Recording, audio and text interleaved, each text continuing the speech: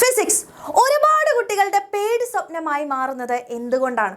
അപ്പോൾ +1 +2 കാലഘട്ടത്തിൽ നിങ്ങൾക്ക് ഏറ്റവും കൂടുതൽ പണി തന്നിട്ടുള്ള സബ്ജക്റ്റ് ഏതാണെന്ന് ചോദിച്ചാൽ ഉറപ്പായിട്ടും അത് ഫിസിക്സ് തന്നെയായിരിക്കും. അപ്പോൾ ഫിസിക്സിൻ്റെ പ്രത്യേകത എന്താണെന്ന് വെച്ച് കഴിഞ്ഞാൽ കൃത്യമായിട്ടുള്ള സ്റ്റഡി സ്ട്രാറ്റജിയോടുകൂടെ മുന്നോട്ട് പോയിട്ടില്ല എന്നുണ്ടെങ്കിൽ നിങ്ങൾക്ക് ഒരു കോമ്പറ്റേറ്റീവ് എക്സാമിനാണെങ്കിലും ബോർഡ് എക്സാമിനാണെങ്കിലും ഏറ്റവും കൂടുതൽ പണി തരാൻ വേണ്ടി പോകുന്ന ഒരു സബ്ജക്റ്റാണ് ഫിസിക്സ്.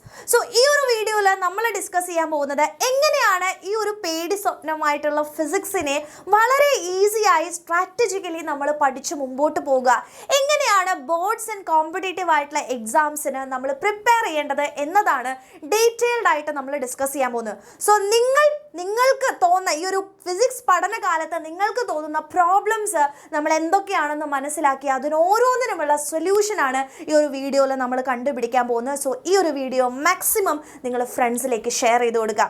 സോ നമുക്ക് വീഡിയോയിലേക്ക് കടക്കാം. ഫസ്റ്റത്തെ കാര്യം എന്ന് പറയുന്നത് നമ്മൾ മനസ്സിലാക്കേണ്ടത് എന്തൊക്കെ പ്രോബ്ലംസ് ആണ് നമ്മൾ ഫിസിക്സ് പഠിക്കുന്ന സമയത്ത് നിങ്ങൾക്ക് വരാൻ വേണ്ടി പോകുന്നത്. അപ്പോൾ ഞാൻ കുറച്ച് എണ്ണം ഇവിടെ എഴുതിയിട്ടുണ്ട്. ഇതിൽ പല പ്രശ്നങ്ങളും നിങ്ങൾക്കും തോന്നിയിട്ടുണ്ടാവും. ഒന്നാമത്തെ കാര്യം എന്ന് പറയുന്നത് ഫീലിംഗ് വെരി ടഫ് അല്ലെ, ഫിസിക്സ് എന്ന് കേൾക്കുമ്പോൾ തന്നെ ഭയങ്കര ടഫായിട്ടുള്ള ഒരു സബ്ജക്റ്റ് ആണ് എന്ന് നിങ്ങൾക്ക് തോന്നുന്നുണ്ടാവും, അല്ലെങ്കിൽ പഠിക്കുന്ന സമയത്തും വളരെ ടഫായിട്ടുള്ള ഒരു സബ്ജക്റ്റ് ആണെന്ന് നിങ്ങൾക്ക് തോന്നുന്നുണ്ടാവും. രണ്ടാമത്തെ കാര്യം എന്ന് പറയുന്നത് ടു മെനി ഫോർമുലാസ് അല്ലെ, ഫിസിക്സ് എന്ന് പറയുമ്പോൾ തന്നെ ഒരുപാട് ഫോർമുലാസ് നമ്മൾ കാണാതെ പഠിക്കേണ്ടതുണ്ട്, ഫോർമുലാസ് നമ്മൾ മനസ്സിലാക്കേണ്ടതുണ്ട് അല്ലെ. +1 +2 നിങ്ങൾ എടുക്കുകയാണെങ്കിൽ ഏറ്റവും കൂടുതൽ ഫോർമുലാസ് നിങ്ങൾ പഠിക്കുന്നത് ഫിസിക്സിൽ തന്നെയാണ്. ഇനി രണ്ടാമത്തെ അല്ലെങ്കിൽ മൂന്നാമത്തേതായിട്ട് നമുക്ക് ഏറ്റവും കൂടുതൽ കുട്ടികൾക്ക് വരുന്ന ഒരു പ്രോബ്ലമാണ് ന്യൂമറിക്കൽസ് സോൾവ് ചെയ്യാൻ പറ്റില്ല എന്ന് പറയുന്നത്. അപ്പോൾ ഫിസിക്സ് നോക്കുകയാണെങ്കിൽ ഇപ്പോൾ കോമ്പറ്റേറ്റീവ് എക്സാംസ് നോക്കുകയാണെങ്കിൽ ഏറ്റവും കൂടുതലായിട്ട് ന്യൂമറിക്കൽസ് ചോദിക്കുന്നത് ഫിസിക്സ് എന്നാണ്. അപ്പോൾ അതുകൊണ്ട് തന്നെ അത് സോൾവ് ചെയ്യാൻ പറ്റാത്ത ഒരു അവസ്ഥയാണ് ഒരുപാട് കുട്ടികൾക്ക് ഈ ഫിസിക്സിനോടുള്ള ഒരു വിരക്തി തോന്നാനുള്ള മെയിൻ ആയിട്ടുള്ള കാരണം എന്ന് പറയുന്നത്. ആൻഡ് അടുത്ത കാര്യമാണ് ബാക്ക്ലോഗ്സ് അല്ലെ, പഠിച്ചു മുമ്പോട്ട് പോകാൻ പറ്റാത്തത് കൊണ്ട് തന്നെ ഒരുപാട് ബാക്ക്ലോഗ്സ് വരുന്ന അല്ലെ, പഠിക്കാൻ പറ്റാതെ കുറേ ബേർഡനായി അത് അവിടെ ബാക്ക്ലോഗ് ആയിട്ട് കിടക്കുന്നതാണ് അടുത്ത പ്രശ്നം എന്ന് പറയുന്നത്. ആൻഡ് അടുത്ത കാര്യം ടൈം മാനേജ് ചെയ്യാൻ പറ്റില്ല അല്ലെ. അപ്പോൾ ഫിസിക്സ് പഠിക്കുന്ന സമയത്ത് നമുക്ക് ഒരുപാട് ന്യൂമറിക്കൽസ് ചെയ്യേണ്ടി വരും. ഒരിക്കലും നമ്മൾ പഠിച്ച സാധനങ്ങളല്ല വരിക അല്ലെ, ആ ഒരു കോൺസെപ്റ്റ് ഉപയോഗിച്ചുകൊണ്ടുള്ള ചോദ്യങ്ങളാണ് വരിക.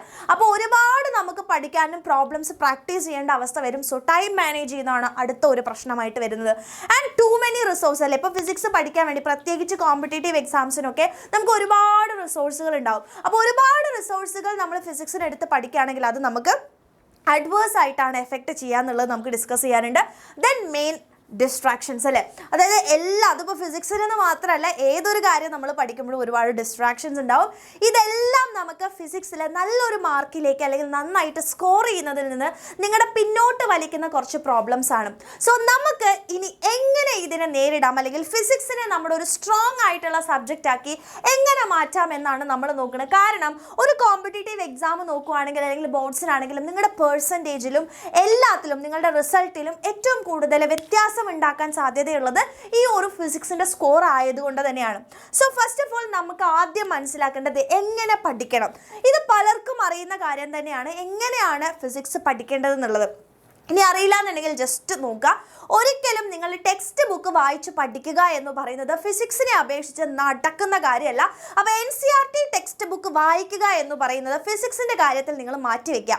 സോ ഫസ്റ്റ് ഓഫ് ഓൾ നിങ്ങൾക്ക് കോൺസെപ്റ്റ് ക്ലാരിറ്റിയോടുകൂടെ പഠിക്കണം. അതിന് നല്ല ഒരു ടീച്ചറിൻ്റെ ക്ലാസ് നിങ്ങൾ കാണുക എന്നുള്ളത് തന്നെയാണ് നോക്കേണ്ടത്.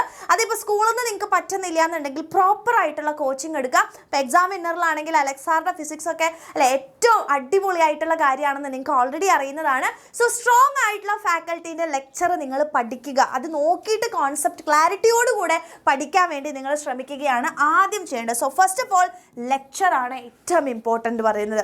ആൻഡ് രണ്ടാമത്തെ കാര്യം എന്ന് പറയുന്നത് നോട്ട്സ് ആണ്. അത് ഓരോരുത്തരെയും ഡിപ്പെൻഡ് ചെയ്തിരിക്കും എന്നാണ് പറയാനുള്ളത്. ഇപ്പോൾ നമ്മുടെ ബാച്ചിലൊക്കെ ജോയിൻ ചെയ്യുകയാണെന്നുണ്ടെങ്കിൽ നിങ്ങൾക്ക് ഓൾറെഡി PDF നോട്ടുകളാണ് കിട്ടുക.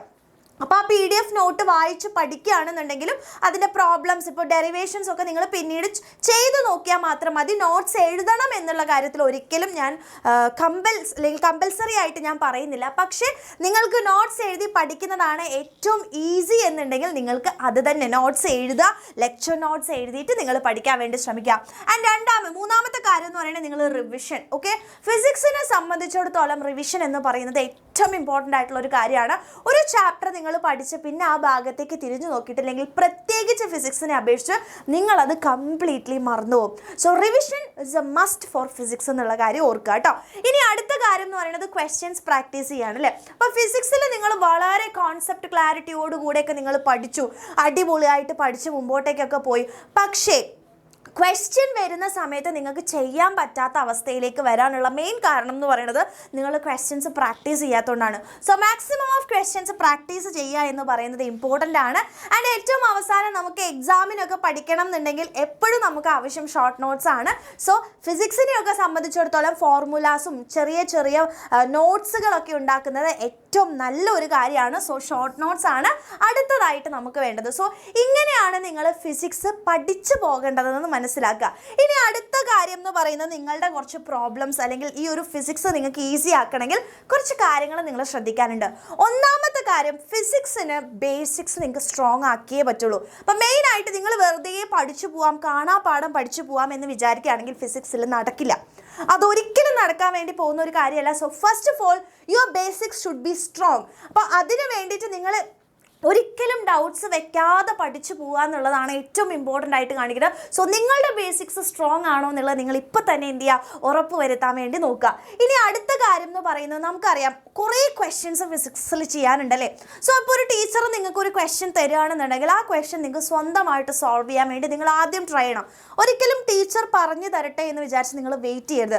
ഓൾറെഡി നിങ്ങൾ പഠിച്ചിട്ടുള്ള ഒരു കോൺസെപ്റ്റ് റിലേറ്റ് ചെയ്ത ക്വസ്റ്റ്യൻ ആണെന്നുണ്ടെങ്കിൽ നിങ്ങൾ സ്വന്തമായിട്ട് അത് ക്രാക്ക് ചെയ്യാൻ പറ്റുന്നുണ്ടോ എന്ന് നോക്കുക.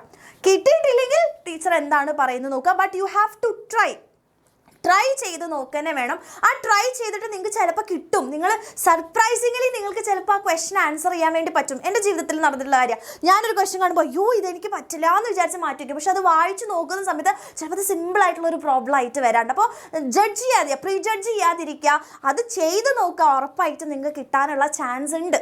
എല്ലാ ക്വസ്റ്റ്യനും കിട്ടുമെന്ന് ഞാൻ പറയുന്നില്ല, but you have to try by yourself. Okay, അതാണ് അടുത്തതായിട്ട് നിങ്ങൾ ചെയ്യേണ്ടത്. ആൻഡ് അടുത്ത കാര്യം എന്ന് പറയുന്നത് ഒരുപാട് കുട്ടികൾക്ക് തോന്നുന്ന ഒരു പ്രശ്നമാണല്ലേ, ക്വസ്റ്റ്യൻ കാണുന്ന സമയത്ത് കംപ്ലീറ്റ് ബ്ലാങ്ക് ആയി പോകും അല്ലേ. ആ ക്വസ്റ്റ്യൻ കാണുമ്പോൾ ഇത് ഏത് ചാപ്റ്ററാണ്, ഇത് എവിടെ നിന്നാണ് വന്നത്, ഏത് ഫോർമുല യൂസ് ചെയ്യണം, കംപ്ലീറ്റ്ലി ബ്ലാങ്ക് ആയി പോകും അല്ലേ. അപ്പോൾ നമുക്കറിയാം ഫിസിക്സിൽ ഒരുപാട് ടഫർ ക്വസ്റ്റ്യൻസ് ഉണ്ട്. അപ്പോൾ നിങ്ങൾക്ക് ഒരു ടീച്ചർ ക്ലാസ് എടുക്കുകയാണെന്നുണ്ടെങ്കിൽ ആദ്യം അവർ പോയിട്ട് ടഫർ ക്വസ്റ്റ്യൻ ആണോ ചെയ്യുക? അല്ല, ബേസിക്സ് പഠിപ്പിക്കും, അതിൻ്റെ ചെറിയ ചെറിയ ബേസിക് ക്വസ്റ്റ്യൻസ് ചെയ്യും അല്ലേ. പിന്നെയാണ് ടഫിലേക്ക് വരിക. ഇതേ സാധനമാണ് നിങ്ങളും യൂസ് ചെയ്യേണ്ടത്. Start with easy questions. ഏറ്റവും ഈസി ആയിട്ടുള്ള ക്വസ്റ്റ്യൻസ് വെച്ച് സ്റ്റാർട്ട് ചെയ്യാം. ആൻഡ് അടുത്ത കാര്യം എന്ന് പറയുന്നത് don't mug up with the questions. അതായത് ക്വസ്റ്റ്യൻസും ആൻസേഴ്സും കാണാപ്പാഠം പഠിക്കുക എന്ന് പറയുന്നത് ഒരിക്കലും +1 +2 നടക്കില്ല. 10ാം ക്ലാസ്സിൽ നടക്കും. ചില ക്വസ്റ്റ്യൻസ് ഒക്കെ ഡയറക്റ്റ് ആയിട്ടാണ് ചോദിക്കുക. സോ അവിടെ കാണാപ്പാഠം പഠിച്ചാലും പ്രശ്നം വരുന്നില്ല. പക്ഷേ ക്വസ്റ്റ്യൻസും ആൻസേഴ്സും ഈ +1 +2 റിമെമ്പർ ചെയ്ത് പോകാമെന്ന് പറയുന്നത് നെവർ ഡു. ഓക്കെ, അത് ചെയ്യരുത് എന്നാണ് എനിക്ക് പറയാനുള്ളത്. മെയിൻ ആയിട്ടുള്ള കാര്യം, അതേ ക്വസ്റ്റ്യൻസ് അല്ല ചോദിക്കുന്നുണ്ടാവുക, കോൺസെപ്റ്റ് ഓറിയൻറ്റഡ് ആയിട്ട് നമ്പേഴ്സ് മാറ്റിയൊക്കെയാണ് ചോദിക്കുന്നുണ്ടാവുക. സോ ഉറപ്പായിട്ടും എന്ത് ചെയ്യണം, ആ കോൺസെപ്റ്റ് ക്ലാരിറ്റിയോട് കൂടിയാണ് നിങ്ങൾ പഠിക്കേണ്ടത്. കാണാപ്പാഠം പഠിച്ചു പോരുത് കേട്ടോ. ഓക്കെ, അടുത്ത കാര്യം എന്ന് പറയുന്നത് റിസോഴ്സസ്. ആദ്യം മെയിൻ കാര്യം എന്ന് പറയുന്നത് നമ്മളുടെ റിസോഴ്സ് എന്ന് പറയുന്നത് NCERT ആണ്. പക്ഷേ ഫിസിക്സിൽ നിങ്ങൾ NCERT വായിക്കണം എന്ന് ഞാൻ പറയില്ല. കോൺസെപ്റ്റ് ക്ലാരിറ്റി ലെക്ചർ കേട്ട് പഠിക്കുക, നോട്ട്സ് നന്നായിട്ട് പഠിക്കുക. NCERT നിങ്ങൾ അതിൻ്റെ എക്സാമ്പിൾസ്, എക്സസൈസ് കാര്യങ്ങളൊക്കെ അതായത് നോക്കാൻ വേണ്ടി ഉപയോഗിക്കുക. ഇനി കോമ്പറ്റേറ്റീവ് ആയിട്ടുള്ള എക്സാംസ് നോക്കുകയാണെങ്കിൽ നിങ്ങൾക്ക് ഒരുപാട് റിസോഴ്സുകൾ മിസ് പറഞ്ഞു തന്നിട്ടുണ്ട്. ഓൾറെഡി ചാനലിൽ പോയി നോക്കിയാൽ മതി, കാണാൻ പറ്റും. ആ റിസോഴ്സുകളിൽ നിങ്ങൾ ഒരു റിസോഴ്സ് സെലക്ട് ചെയ്തിട്ട് ബെസ്റ്റ് ഏതാണ് നോക്കുക, ആ ഒരു റിസോഴ്സിനെ നിങ്ങൾ ഫോളോ ചെയ്യാൻ വേണ്ടി നോക്കുക. ടു മെനി റിസോഴ്സസ് നമുക്ക് ആവശ്യമില്ല. അത് നിങ്ങളെ അഡ്വേഴ്സ് ആയിട്ട് എഫക്റ്റ് ചെയ്യാണ് ചെയ്യാമെന്ന് മനസ്സിലാക്കുക കേട്ടോ. ഓക്കെ, ഇനി അടുത്ത കാര്യം എന്ന് പറയുന്നത് ടിക്ക് സർക്കിൾ സ്റ്റാർ സ്ട്രാറ്റജി. അതായത് നിങ്ങൾ ഒരുപാട് ചോദ്യങ്ങൾ ചെയ്യും അല്ലേ. ചിലപ്പോൾ പല ക്വസ്റ്റ്യൻസ് നിങ്ങൾക്ക് നന്നായിട്ട് അറിയുന്നതായിരിക്കും. സോ അത് റിപ്പീറ്റ് ചെയ്ത് നിങ്ങൾ ചെയ്യേണ്ട ആവശ്യമില്ല. അപ്പോൾ നിങ്ങൾ ചെയ്യുന്ന സമയത്ത് തന്നെ നിങ്ങൾക്ക് നന്നായിട്ട് ഈസി ആയിട്ട് നിങ്ങൾക്ക് ആൻസർ ചെയ്യാൻ പറ്റുന്നതിന് ജസ്റ്റ് ഒരു ടിക്ക് ഇട്ട് കൊടുക്കുക. അതാണ് ആദ്യം ചെയ്യേണ്ടത് കേട്ടോ. അപ്പോൾ ഒരു ടിക്ക് ഇട്ട് കൊടുക്കുക. അപ്പോൾ നിങ്ങൾക്ക് പിന്നീട് മനസ്സിലാവും ഓക്കെ ഇത് എനിക്ക് നന്നായിട്ട് അറിയുന്നതാണ് എന്നുള്ളതാണ് നിങ്ങൾക്ക് അതിൽ നിന്ന് അർത്ഥം. അത് കഴിഞ്ഞ് നിങ്ങൾക്ക് ചില ക്വസ്റ്റ്യൻസ് നിങ്ങൾക്ക് കിട്ടുന്നില്ല, ഭയങ്കര ടഫായിട്ട് തോന്നുകയാണ്. സോ അതിനെന്ത് ചെയ്യുക, സർക്കിൾ ചെയ്ത് വെക്കാം. ആൻഡ് ചില ക്വസ്റ്റ്യൻസ് നിങ്ങൾക്ക് അറിയാം ഈസി ആയിരിക്കും, ചിലപ്പോൾ ടഫ് ആയിരിക്കാം, ബട്ട് ഇമ്പോർട്ടൻ്റ് ആയിരിക്കാം അല്ലേ. അപ്പോൾ വളരെ ഇമ്പോർട്ടൻ്റ് ആയിട്ടുള്ള കാര്യങ്ങളാണെന്നുണ്ടെങ്കിൽ നിങ്ങൾ എന്ത് ചെയ്യണം, ഇതേപോലെ സ്റ്റാർ ഇട്ട് വെക്കുക. സോ ദാറ്റ് നിങ്ങൾക്ക് ലാസ്റ്റ് ടൈമിൽ നിങ്ങൾക്ക് വേഗം റിവിഷൻ ചെയ്യാൻ വേണ്ടിയിട്ട് അത് ഏറ്റവും വീണ്ടും നമുക്ക് മനസ്സിലാക്കാൻ പറ്റും. സ്റ്റാർ എന്നുള്ളത് നമ്മൾ നോക്കണം, ഇമ്പോർട്ടൻ്റ് ആണ്. സർക്കിളുകൾ ടഫാണ്. അപ്പോൾ നിങ്ങൾക്ക് പിന്നീട് അതിന് ടൈം കൊടുത്ത് പഠിക്കാനൊക്കെ എപ്പോഴും ക്വസ്റ്റ്യൻസ് അല്ലേ, നമുക്ക് കുറേ നോക്കി ടൈം മാനേജ് ചെയ്യുന്നത് ഇതിലൊക്കെ തന്നെയാണ്. അപ്പോൾ അതൊന്ന് നിങ്ങൾ ട്രൈ ചെയ്ത് നോക്കാൻ വേണ്ടി ശ്രമിക്കാം. ഓക്കെ. ആൻഡ് നെക്സ്റ്റ് കാര്യം എന്ന് പറയുന്നത് നിങ്ങൾ എല്ലാവരും ശ്രദ്ധിക്കേണ്ട പോലെയാണ്, ബി ഷെയിംലെസ് അല്ലേ. ഒരു നാണോ ആവശ്യമില്ല അല്ലേ. നാണക്കേടാണ്, അയ്യോ എനിക്ക് ഡൗട്ട് ചോദിക്കാൻ നാണക്കേടാണ്, അവരെന്ത് വിചാരിക്കും, ഇവരെന്ത് വിചാരിക്കും, ഞാൻ പൊട്ടിയാണെന്ന് വിചാരിക്കും, പൊട്ടനാണെന്ന് വിചാരിക്കും. നോ സീൻ അല്ലേ. നമ്മളുടെ എവിടെ അല്ലേ, നമ്മൾ എവിടെയാണ് ഇതിൻ്റെ റിസൾട്ട്, അത് മാത്രമാണ് നാട്ടുകാർ കാണാൻ പോകുന്നുള്ളൂ, മറ്റുള്ളവർ ചോദിക്കാൻ വേണ്ടി പോകുന്നുള്ളൂ. സോ നിങ്ങൾ ഒരു നാണക്കേടും ഇല്ലാണ്ട് നിങ്ങൾക്ക് എന്ത് ഡൗട്ടാണോ, even it is a very small doubt, ask. Okay, ചോദിച്ചിട്ട് അല്ലേ, ടീച്ചേഴ്സിനെ വെറുപ്പിച്ചിട്ടാണെങ്കിലും എന്ത് ചെയ്യുക, ആ ഡൗട്ട്സ് നിങ്ങൾ ക്ലിയർ ചെയ്ത് മുന്നോട്ട് പോവുക. ഓൾവേസ് ആസ്ക് ഡൗട്ട്സ് ആൻഡ് ക്ലാരിറ്റിയോടുകൂടെ മുന്നോട്ട് പോവുക. ഈ ഒരു രീതിയിൽ നിങ്ങൾ ഫിസിക്സ് പഠിച്ചു പോവുകയാണെന്നുണ്ടെങ്കിൽ ഐ ക്യാൻ അല്ലേ അഷ്യൂർ യു മക്കളെ, നിങ്ങൾക്ക് ഏറ്റവും നല്ല ഒരു മാർക്കിലേക്ക് എത്താൻ വേണ്ടി പറ്റുമെന്നുള്ളത് മിസ്സ് എഴുതി തരാം. അപ്പോൾ ഇതൊന്ന് നിങ്ങൾ ട്രൈ ചെയ്ത് നോക്കുക. നിങ്ങൾ ട്രൈ ചെയ്യുമെന്നുണ്ടെങ്കിൽ ഉറപ്പായിട്ടും താഴെ നിങ്ങൾ കമൻറ്റ് ചെയ്യാൻ ഈ ഒരു വീഡിയോ മാക്സിമം മക്കളെ നിങ്ങൾ ഫ്രണ്ട്സിലേക്കൊക്കെ എന്ത് ചെയ്ത് കൊടുക്കുക, ഒന്ന് ഷെയർ ചെയ്ത് കൂടെ കൊടുക്കുക. ഓക്കെ മക്കളെ, താങ്ക് യു.